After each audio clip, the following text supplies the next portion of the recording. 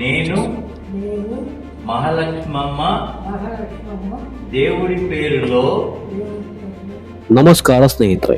ಒಬ್ಬ ವ್ಯಕ್ತಿ ಅಮೆರಿಕಾದಂಥ ದೇಶದ ಪೌರತ್ವವನ್ನು ಪಡೆಯಲು ಎಷ್ಟು ವರ್ಷಗಳ ಕಾಲ ಕಷ್ಟಪಡುತ್ತಾರೆ ಎಂಬುದು ನಮಗೆಲ್ಲ ಗೊತ್ತಿದೆ. ಆದರೆ 94 ವರ್ಷದ ಒಬ್ಬ ಅಜ್ಜಿ ತಮ್ಮ ಸ್ವ ಇಚ್ಛೆಯಿಂದ ಅಮೆರಿಕಾದ ಪೌರತ್ವವನ್ನು ತ್ಯಜಿಸಿ ನಾನು ಭಾರತೀಯಳಾಗಿ ಸಾಯಬೇಕು ಎಂದು ಹೇಳಿದ್ದರೆ ಈ ಮಾತು ಇಂದು ದೇಶಾದ್ಯಂತ ಲಕ್ಷಾಂತರ ಜನರ ಮನಸ್ಸನ್ನು ಮುಟ್ಟಿದೆ.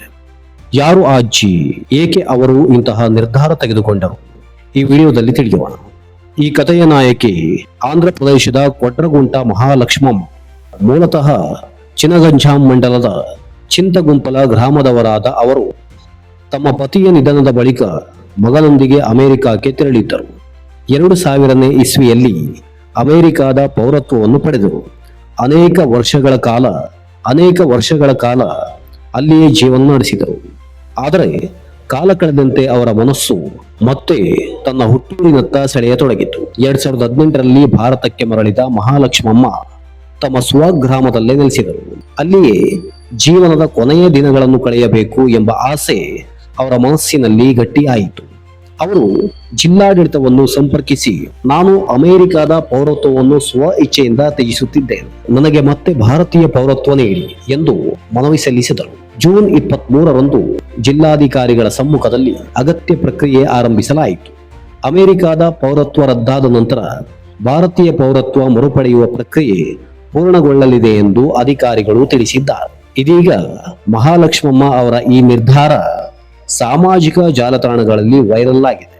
ಸಾವಿರಾರು ಜನರು ಹುಟ್ಟಿದ ಮಣ್ಣಿನ ಪ್ರೀತಿ ಎಂದಿಗೂ ಕಡಿಮೆಯಾಗುವುದಿಲ್ಲ, ಎಷ್ಟೇ ವರ್ಷ ವಿದೇಶದಲ್ಲಿದ್ದರೂ ಕೊನೆಗೆ ಮನಸ್ಸು ತನ್ನ ದೇಶವನ್ನೇ ಹುಡುಕುತ್ತದೆ ಎಂದು ಅವರ ರಾಷ್ಟ್ರ ಪ್ರೇಮಕ್ಕೆ ಅಭಿನಂದನೆ ಸಲ್ಲಿಸುತ್ತಿದ್ದಾರೆ. ಸ್ನೇಹಿತರೆ, ಹಣ, ಸೌಲಭ್ಯ ಮತ್ತು ಉತ್ತಮ ಜೀವನಕ್ಕಾಗಿ ನಾವು ಬೇರೆ ದೇಶಗಳಿಗೆ ಹೋಗಬಹುದು. ಆದರೆ ಹುಟ್ಟಿದ ನೆಲ, ಬಾಲ್ಯದ ನೆನಪುಗಳು, ನಮ್ಮ ಸಂಸ್ಕೃತಿ ಮತ್ತು ನಮ್ಮ ಜನರ ಸ್ಥಾನವನ್ನು ಯಾವುದೇ ದೇಶ ತುಂಬಲು ಸಾಧ್ಯವಿಲ್ಲ.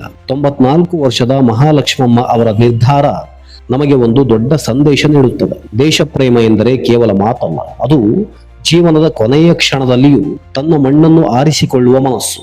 ಈ ಘಟನೆಯ ಬಗ್ಗೆ ನಿಮ್ಮ ಅಭಿಪ್ರಾಯವೇನು? ನೀವು ವಿದೇಶದಲ್ಲಿ ವಾಸಿಸುವ ಅವಕಾಶ ಸಿಕ್ಕರೆ ಜೀವನದ ಕೊನೆಯ ದಿನಗಳನ್ನು ಭಾರತದಲ್ಲೇ ಕಳೆಯಲು ಇಷ್ಟಪಡುತ್ತೀರಾ? ನಿಮ್ಮ ಅಭಿಪ್ರಾಯವನ್ನು ಕಮೆಂಟ್ನಲ್ಲಿ ತಿಳಿಸಿ. ಈ ರೀತಿಯ ಸಮಾಜಕ್ಕೆ ಸ್ಫೂರ್ತಿ ನೀಡುವ ಕಥೆಗಳು, ವಿಶೇಷ ವರದಿಗಳು ಮತ್ತು ಆಸಕ್ತಿದಾಯಕ ವಿಡಿಯೋಗಳಿಗಾಗಿ ನಮ್ಮ ಚಾನಲ್ ಅನ್ನು ಸಬ್ಸ್ಕ್ರೈಬ್ ಮಾಡಿ. ವಿಡಿಯೋ ಇಷ್ಟವಾದರೆ ಲೈಕ್ ಮಾಡಿ, ಶೇರ್ ಮಾಡಿ. ಧನ್ಯವಾದಗಳು. ಮತ್ತೆ ಇನ್ನೊಂದು ಉತ್ತಮ ವಿಡಿಯೋದಲ್ಲಿ ಭೇಟಿಯಾಗೋಣ. పాటించడం మరియు భారత పౌరుడిగా నా బాధ్యతలను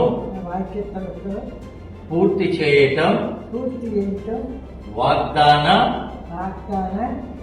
ఇస్తున్నాను.